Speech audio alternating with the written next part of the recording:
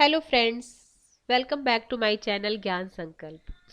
तो फ्रेंड्स, ये मेरा हिस्ट्री क्विक रिवीजन सीरीज चल रहा है, जिसके तहत मैंने आपको प्रागैतिहासिक काल, हड़प्पा काल की रिवीजन करा दी। और ये मैं रिवीजन आपको यूथ पब्लिकेशन की एग्ज़ाम पॉइंटनर से करा रही हूँ। और जैसे ही टॉपिक मेरा फिनिश होता है, उसके बाद मैं इससे रिलेटेड एमसीक्यू कराती हूँ।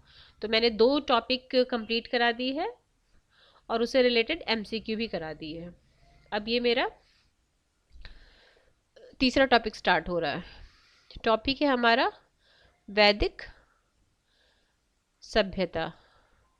तो फ्रेंड्स, अगर आपको किसी भी वजह से मेरी चैनल पे जो मैं कंटेंट प्रोवाइड कर रही हूँ, अगर आपको अच्छा लग रहा है तो प्लीज़ मेरे चैनल को सब्सक्राइब करो, मेरे वीडियो को लाइक करो और अपने फ्रेंड में शेयर करो। तो आज का टॉपिक स्टार्ट करते हैं। हाँ, सब्सक्राइब के बाद आप बेल आइकन पे भी प्रेस कर देना, ताकि जब भी मेरी वीडियो जाए आपको नोटिफिकेशन मिल जाए। चलो स्टार्ट करते हैं। देखो, वैदिक सभ्यता तो पूर्व वैदिक सभ्यता। भारत में सैंधव संस्कृति के पश्चात जिस नवीन सभ्यता का विकास हुआ उसे क्या कहते हैं? उसे वैदिक सभ्यता कहते हैं।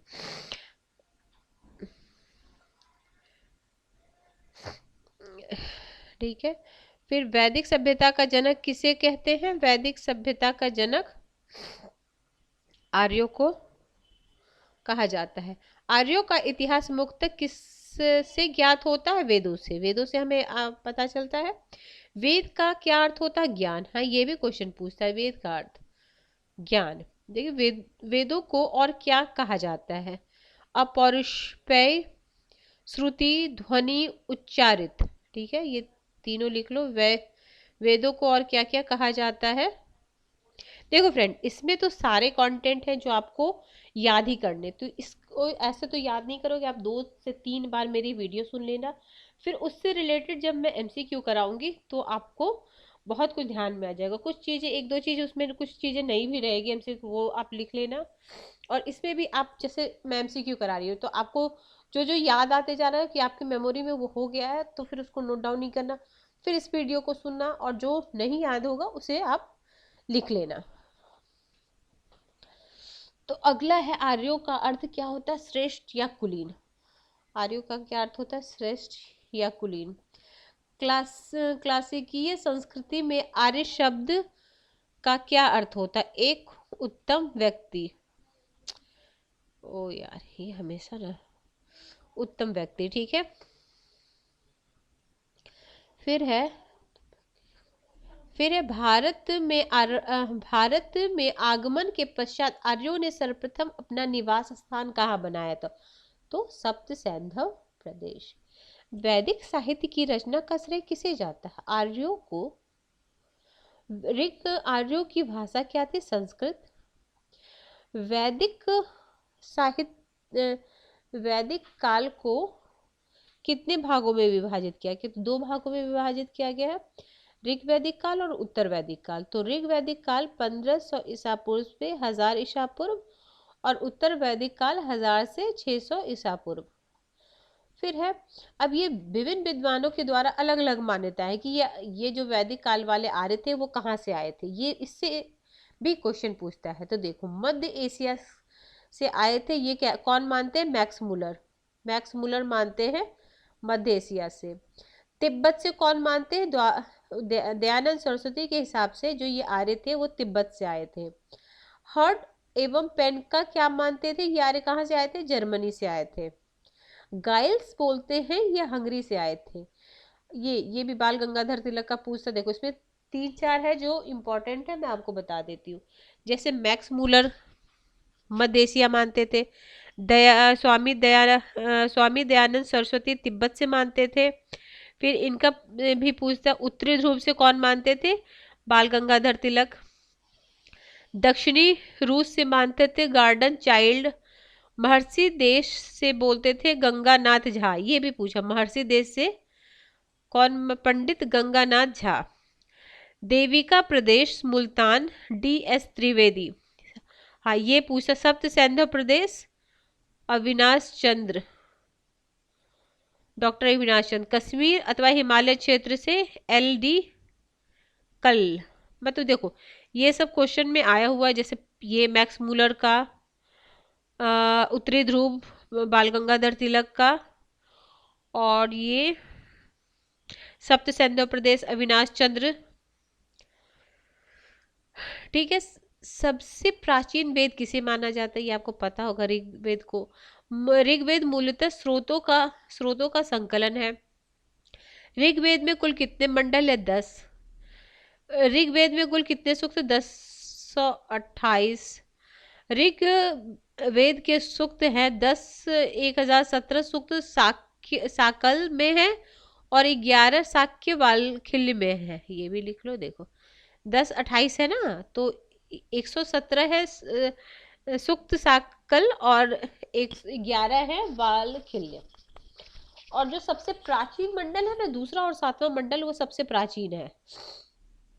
ऋग्वेद के किस मंडल को वंश मंडल के नाम से भी जाना जाता? द्वितीय से सप्तम तक वंश मंडल। ऋग्वेद के सबसे नवीन मंडल किसे कहते हैं? पहला और 10वां। ऋग्वेद कुल कितनी ऋचाएं हैं? तो ऋग्वेद में कुल ऋचाएं हैं 10,552। ऋग्वेद मूल लिपि क्या है? ब्राह्मी। ऋग्वेद आर्य के पंचजन्यों कौन कौन से शामिल है? ये क्वेश्चन पूछता है। पंचजन में कौन? यदु, द्रुहयु, पुरु, अनु, तुर्वस। ऋग्वेद भारत के अधिवास किस क्षेत्र में बनाया गया? तो सरस्वती घाटी क्षेत्र, सप्त सैन्य प्रदेश। ऋग्वेद के किसी मंडल का प्रथम सूक्त किस देवता से आरंभ होता है? अग्नि से। फिर है ऋग्वेद के मंडल और उनके रचयिताकार। ये भी देखो, ये सब तो ऐसे फैक्ट है जो आपको लर्न करना ही करना है। तो आप 2-3 बार अब मेरी वीडियो सुन लेना। और अभी तो फ्रेंड्स, अभी तो बहुत सारे कुछ स्टेट में तो वैकेंसी आ भी गई है, कुछ स्टेट में आने वाली है। तो प्लीज़ आप अपनी स्टडी को कंटिन्यू करना। यूपी TGT PGT भी जो है, जो 22 में भराया था, वो उसका एग्ज़ाम जून या तो जुलाई फर्स्ट वीक में मोस्ट प्रोबेबली हो ही जाएगा। अभी एकलव्य विद्यालय का भी 30,000 वैकेंसी आने वाली है। और देखना KVS की भी इस साल आएगी ही आएगी। तो आप प्लीज़ अपने स्टडी को कंटिन्यू रखो, क्योंकि देखो अब कोई भी वैकेंसी आती है तो ज़्यादा टाइम नहीं देती है आपको प्रिपरेशन के लिए। तो पहले की प्रिपरेशन ही आपकी काम आएगी। तो एक बार जैसे जो आपका जिस स्टेट से हो, आप जिसको अपना टारगेट बनाए हो, उसका एक बार सिलेबस देख के उससे सिलेबस को देखो, और सिलेबस में क्या क्या पार्ट है उसको धीरे धीरे करके कवर करो। मैं हिस्ट्री और पॉलिटी 2 सब्जेक्ट की क्लास लेके आती हूँ, मेरे चैनल पे है। पॉलिटी की भी मैं अभी 1000 क्वेश्चन सीरीज चल रहा है। उसके अलावा मैं पॉलिटिकल थॉट की भी बहुत सारी क्लासेस लेके आई हूँ, मेरे चैनल पे आपको मिलेगा। और हिस्ट्री की तो मैं 2 टॉपिक कंप्लीट करा चुकी हूँ, ये मेरी तीसरी टॉपिक है। और जो टॉपिक मैं कंप्लीट कराती हूँ उससे रिलेटेड MCQ भी कराती हूँ, ताकि आपका जो टॉपिक है अच्छे से कवर हो जाए। और जैसे क्या होता है ना, अगर हम फैक्ट पढ़ लेते हैं, उससे रिलेटेड MCQ करते हैं, तो उससे क्या होता है, कॉन्फिडेंस बिल्ड होता है कि चलो मैंने जो पढ़ा फिर मेरे से MCQ भी सॉल्व हो रहा है। ठीक है। तो और तो जैसे आप में कॉन्फिडेंस आएगा, चलो ये टॉपिक मेरा कंप्लीट हो गया है। फिर MCQ तो जितना लगाते रहो, फिर प्रीवियस ईयर क्वेश्चन देखो जहाँ का कर रहे हो। लेकिन हाँ, कम से कम हर दिन 2 से 3 घंटे आप जरूर स्टडी में लगाओ। देखो अब ये है कौन कौन से हैं ऋग्वेद के मंडल और उनके रचयिता।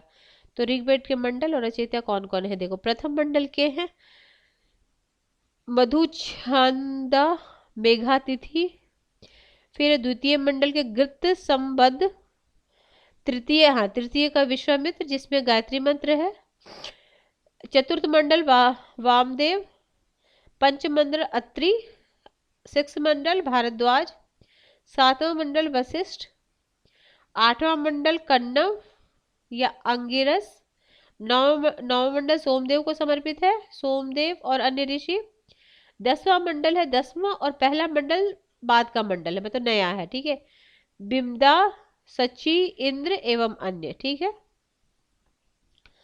अब है राजनीतिक संगठन। आर्यों की प्रशासनिक इकाई का क्रम कैसे था? तो सबसे छोटी इकाई कुल होती थी। कुल परिवार का मुखिया गृहपति होता था। ग्राम का मुखिया ग्रामीण होता था। विश्व का मुखिया विश्वपति होता था। जन का मुखिया जनपति होता था। राष्ट्र का मुखिया राजा होता था। देखो, एक परिवार हो गया, कुछ परिवार मिलके ग्राम बने, कुछ ग्राम मिलके विश्व बने, कुछ विश्व मिलके जन बने, और सारे राष्ट्र में आ गए ये सारे। ठीक है, और उसका प्रधान ये भी आप लिख लेना।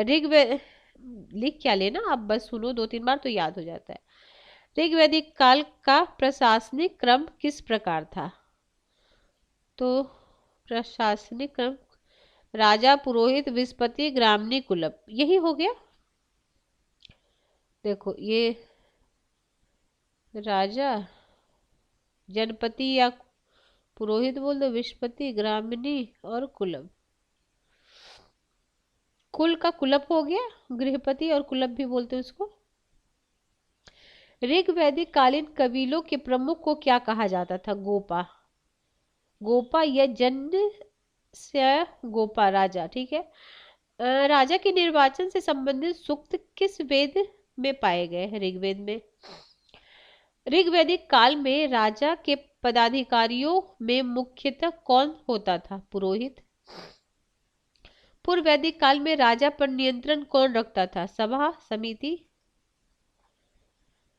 ठीक है। ऋग्वैदिक कालीन आर्यो ग्राम सामान्यतः क्या इंगित करता था? स्वजनों के एक समूह को।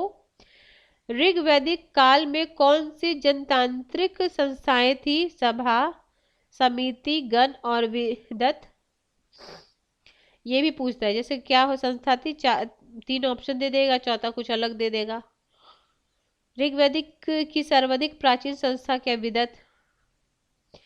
युद्ध के लिए ऋग्वेद में किस शब्द का प्रयोग किया? गविष्ठ। युद्ध के लिए गविष्ठ।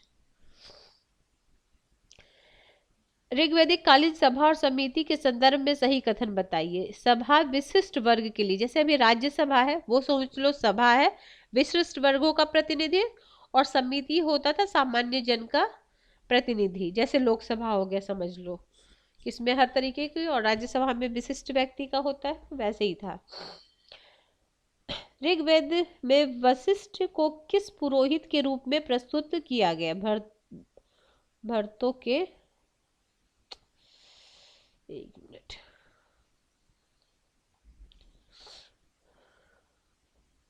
ठीक है। ऋग्वेद का यदुजन का युग्म किसके साथ बना हुआ दिखाया गया? तुर्वस के साथ।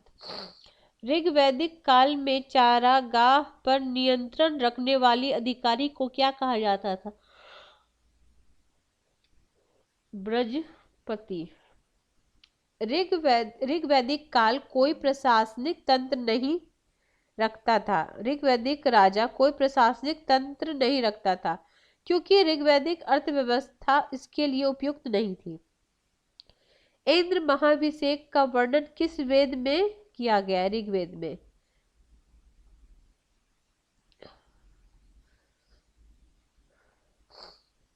आगे है, ऋग्वेद में किया गया। ठीक है। राजा सुदास किसके विषय में ऋग्वेद में वर्णन किया गया है? त्रिशतसु। ऋग्वैदिक में उल्लेखित प्रसिद्ध 10 राजा योग किस नदी के किनारे? पारुष्णी नदी। ऋग्वैदिक काल में सेना का स्वरूप कैसा था? तो कोई नियमित या स्थानीय सेना नहीं था। ऋग्वैदिक काल में राजा युद्ध के दौरान किन कवालियों टोलियों की सेना के रूप में शामिल था? ब्रात, गण, ग्राम, सर्द। सुदास के विरुद्ध ऋग्वेद में वर्णित 10 राजाओं का युद्ध किसके नेतृत्व में लड़ा गया? विश्वामित्र के। अब ये क्या क्या है ये भी लिखो। ये क्या है ना, कहाँ क्या बोला जाता? देखो, पूर्व में सम्राट बोला जाता था शासक को, पश्चिम में स्वराज या स्वराट, उत्तर में बैराज या विराट, दक्षिण में भोज या भोज,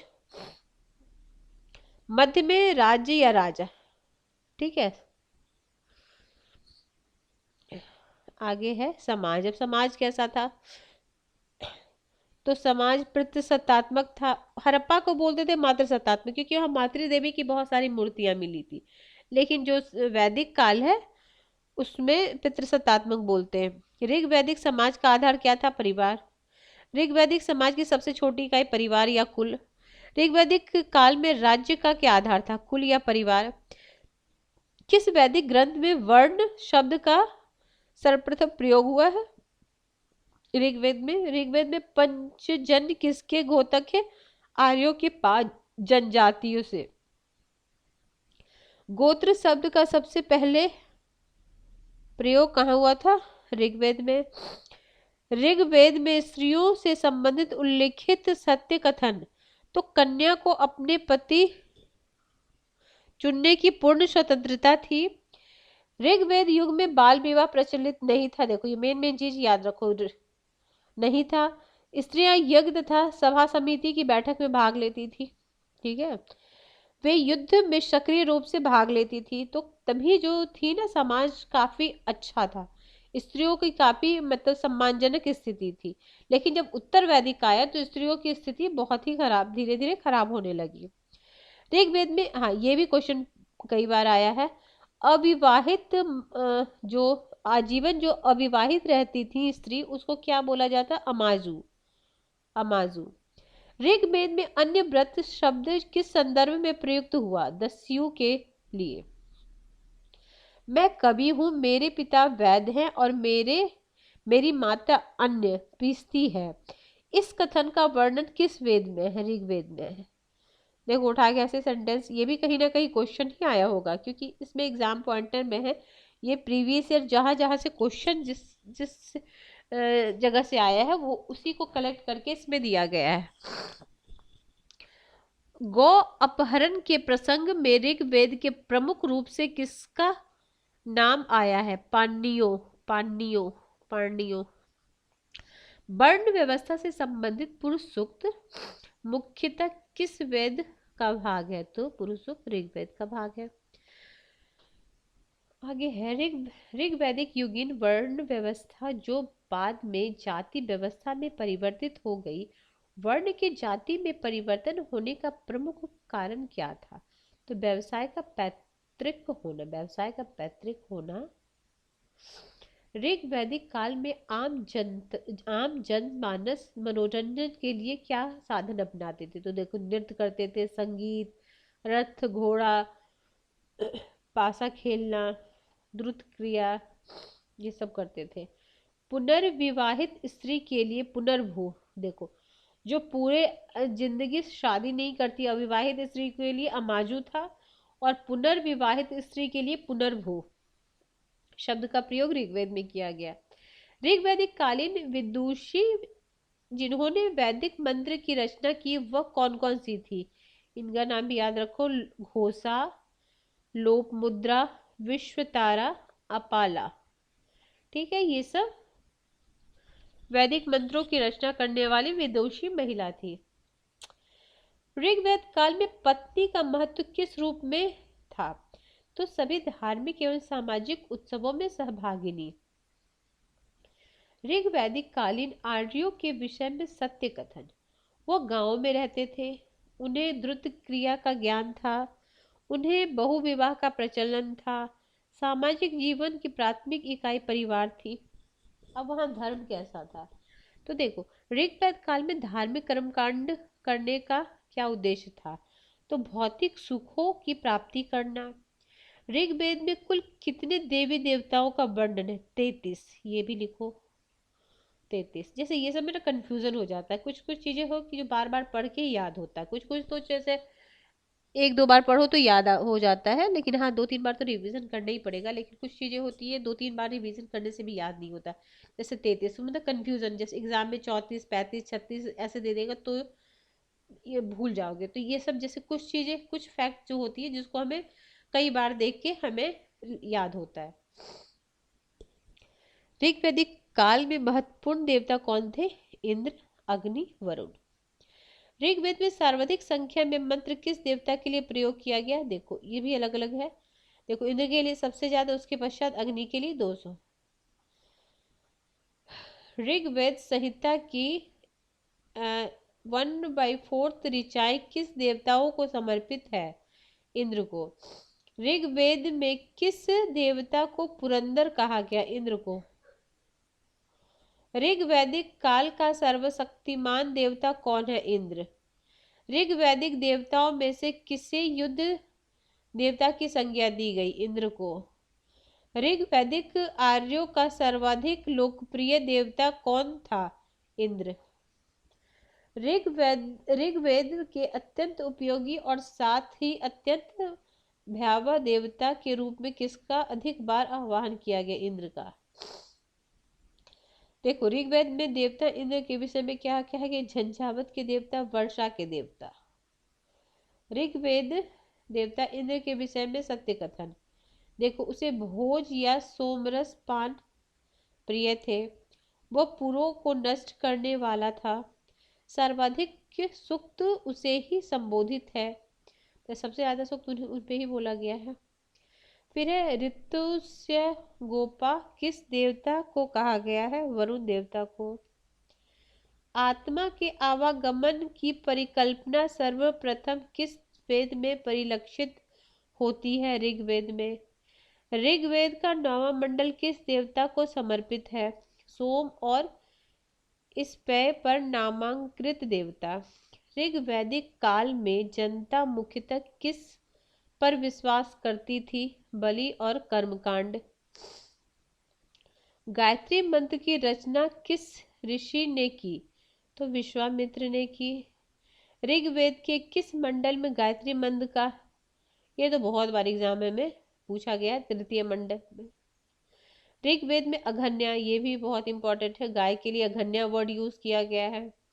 ऋग्वेद के संदर्भ में सत्य कथन। ऋग्वेद में 33 देवता का उल्लेख है, 4 वर्ण सूक्त पुरुष सूक्त में है। ऋग्वेद में 10 मंडल उल्लेखित है, ऊपर भी हम पढ़ चुके हैं सब। ऋग्वेद काल में अश्वत्थ शब्द का प्रयोग किस वृक्ष के लिए हुआ? पीपल। जैसे देखो अब वो अघन्या गाय, तो अघन्या लिख के गाय, देखो एक लिस्ट भी दिया होगा, दिया है, देखो ये सब आधुनिक नाम और पहले क्या बोला जाता था। देखो ये तो लिख लो आप, अघन्या गाय और अश्वत्थ की जगह पीपल, ठीक है। आगे ऋग्वेद के किस देवता के संदर्भ में यह कहा गया कि वह सहस्त्र स्तंभों वाले भवन में निवास करते हैं? मित्र वरुण। ऋग्वेद में किसके लिए वर्णन किया गया है कि उसका रथ बकरे खींचते थे? पूषण के लिए। अच्छा देखो ऋग्वेद की वंश मंडल प्राय किस देवता के मंत्र में आरंभ होते हैं? अग्नि। ऋग्वेद का सर्वाधिक लोकप्रिय छंद गायत्री मंत्र। ऋग्वेद काल में धर्म का स्वरूप कैसा था? बहुदेवतावादी था। ऋग्वेदिक कालीन आर्य किस देवता से परिचित नहीं थे? शिव से नहीं थे। ऋग्वेदिक आर्य देवोपासना के साथ ही उसकी पूजा करते थे, प्रकृति की उपासना। ऋग्वैदिक काल में किन 2 देवताओं का वर्णन किया गया? उषा और अदिति। ऋग्वैदिक काल में जंगल की देवी को किस नाम से जाना जाता? अरण्य। देखो जंगल की देवी को क्या नाम से बोला जाता? अरण्यानी। अरण्यानी। ये तो नोट कर लो, ये शायद आप लोगों को पता भी होगा। देखो ऋग्वेद के पुरोहित कौन थे? होत्री। यजुर्वेद की अधर्व्यू। उद्गाता सामवेद के। ब्रह्मा अथर्ववेद के। अब वहां का अर्थव्यवस्था क्या क्या कैसे था? देखो ऋग्वेद काल में आर्यों की आर्थिक स्थिति किस पर निर्भर थी? कृषि और पशुपालन। पूर्व वैदिक काल में भूमि का स्वामित्व किसके पास था? संपूर्ण कबीलों के पास। ऋग्वेद के किस मंडल में कृषि संबंधित कार्यों का वर्णन मिलता है? चतुर्थ मंडल में। कृषि कार्य का हमें चतुर्थ मंडल में मिलता है। ऋग्वेद में उल्लेखित यव यव शब्द जौ के लिए। ऋग्वेद में पनी, हाँ ये देखो, ये सब वर्ड लिख के उसके आगे ऐसे लिख दो, पूरे सेंटेंस लिखने की जरूरत नहीं है आपको। व्यापारी वर्ग के लिए। ऋग्वैदिक काल में महत्वपूर्ण मूल्यवान संपत्ति किसे समझा गया? गाय को। गाय को अघन्या बोला बोला जाता था। अगला है, कृषि को बढ़ावा देने के लिए कितने कारकों का उल्लेख ऋग्वेद में किया गया है? 4। कृषि, उर्वर, धान्य एवं वृष्टि। ऋग्वैदिक आर्य किस अनाज से परिचित थे? जौ से। ऋग्वेद में प्रयुक्त सीता जुती हुई खेत के लिए न होगा, सीता कुंड के लिए। ऋग्वैदिक काल में कर का भार किस समुदाय पर था? वैश्य समुदाय पर, क्योंकि वो व्यापार व्यवसाय करते थे तो उन पे कर का भार था। ऋग्वेद काल में निस, हाँ ये भी देखो, निस किस अंग का था? गले का। ये भी पूछा गया क्वेश्चन है। देखो जो जो पूछा गया क्वेश्चन है वो मैं आपको बताते जाऊंगी। ऋग्वेद में किस शिल्पियों का उल्लेख किया गया है? बढ़ईगिरी, स्वर्णकारी, बुनकर, सिलाई, धातुकर्म, कुम्हाकारी। ऋग्वेद में किन पशुओं का उल्लेख? गाय, भैंस, घोड़ा। जैसे देखो गाय, भैंसा, घोड़ा, हाथी, ऊंट, बैल, कुत्ता, सुअर, गधा, हिरण आदि। फिर अब पूर्व वैदिक काल में कोई नियमित कर व्यवस्था नहीं था, ठीक है, क्योंकि राजा को भूमि का स्वामी नहीं समझा जाता था। देखो ये भी इंपॉर्टेंट, पूर्व वैदिक काल में। अगला, ऋग्वैदिक काल में ब्याज लेने वाले सूदखोरों को क्या कहा? ये भी क्वेश्चन पूछा। Bank note. तो सूदखोर के आगे लिख देना बैंक नोट, इतनी लंबी लाइन लिखने की जरूरत नहीं है। नोट्स हमेशा छोटा बनाना है ताकि आप जब फाइनल एग्जाम के समय रिवीजन करो तो आपको बहुत ज़्यादा मोटा सा नोट्स ना रहे। इसलिए जब भी नोट्स बनाओ एक बार कभी पढ़ के नोट्स मतलब नोट कर लो, लेकिन बहुत ज़्यादा चीज़ नहीं नोट करो। लेकिन अब दोबारा तिबारा जब शुरू हो, जब आपको ध्यान रहे हो कि नहीं वो मुझे याद नहीं हो रहा है, कुछ चीज़ें होती है जो हमें याद नहीं होती है, तो उसके लिए हम 2-3 बार पढ़ते हैं या तो फिर उसको लिख लेते हैं, फिर 2-3 बार उसको पढ़ के फिर वो याद हो जाता है। तो चलो अब आगे हम करें।